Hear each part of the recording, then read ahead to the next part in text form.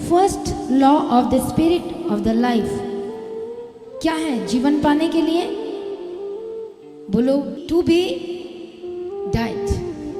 किस चीज़ों में? अभी हमने पढ़ा मरकुस में, 2 तिमोथी चैप्टर 3 वर्स फ्रॉम 1 से, और गैलेशियंस में, और मत्ती रचित सुसमाचार चैप्टर 12 में, और भी हम बहुत सारी जगह पढ़ते हैं। रेवलेशन की किताब में लास्ट अध्याय में हम पढ़ते हैं। प्रभु यीशु की तारीफ हो। बोलो, ये सारे चोक करने वाली थिंग्स हैं। बोलो, ये क्या है सारी चीज़ें?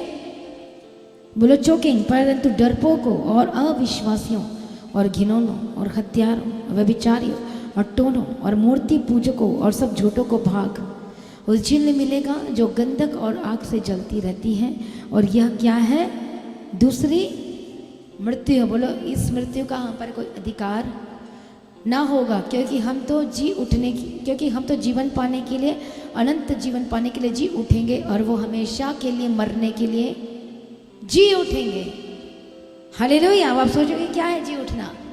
प्रभु यीशु की तारीफ हो। बट हमें ये समझना होगा कि वो हमेशा के लिए वहाँ जाने के लिए और हमेशा की अनंत जीवन को प्राप्त करने के लिए।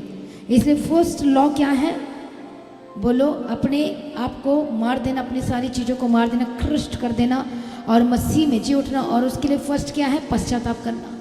बोलो, मन फिराना, रिपेंट करना। यीशु के लहू से धुल गए हैं तो उद्धार का मतलब होता है जब यीशु के लहू से धुल गए हो तो फिर उसी चीज़ में ना लग जाना, फिर से दोबारा रिपीटेड नहीं करना। यदि आप उस कामों को कर रहे हो तो सीधी सी बात है, आप यीशु के लहू में धुले हुए नहीं हो। आप फिर से यीशु के हाथ और पाँव में कील ठोक रहे हो और दर्द दे रहे हो। क्या तुम पाप करते रहो अनुग्रह होता रहे? वो तो उन लोगों के लिए लिखा है, कदापि नहीं। तो समझ जाओ, फिर उनके लिए अनुग्रह है? बोलो, नहीं है। लिखा है ना साफ साफ Romans chapter 6 and verse from 1 में कि आप पाप करते रहे कि अनुग्रह होता रहे, पर उनके लिए नहीं है। जो जान गए उनके लिए नहीं है, क्योंकि वो क्या कर रहे हैं? जान बूझ कर रहे हैं। इस स्पिरिट का नियम क्या है? मरना पड़ेगा, पर वो फर्स्ट प्रोसेस में नहीं है, तो इसलिए जीवन को प्राप्त नहीं कर पा रहे हैं। इसलिए फर्स्ट जो लॉ है, कॉन्स्टिट्यूशन है, बाइबल हमारी क्या है? कॉन्स्टिट्यूशन है। बोलो, अब मुझे इसे पढ़ना ही होगा, मुझे जानना ही होगा, क्योंकि इससे रोशनी, इससे जीवन।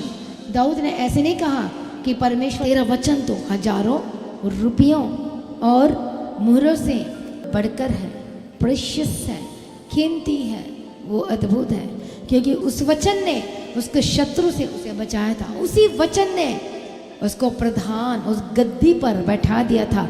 उसे पता नहीं था कि मैं एक राजा के पद पे जाने वाला हूँ, पर उस लॉ को उसने फॉलो किया।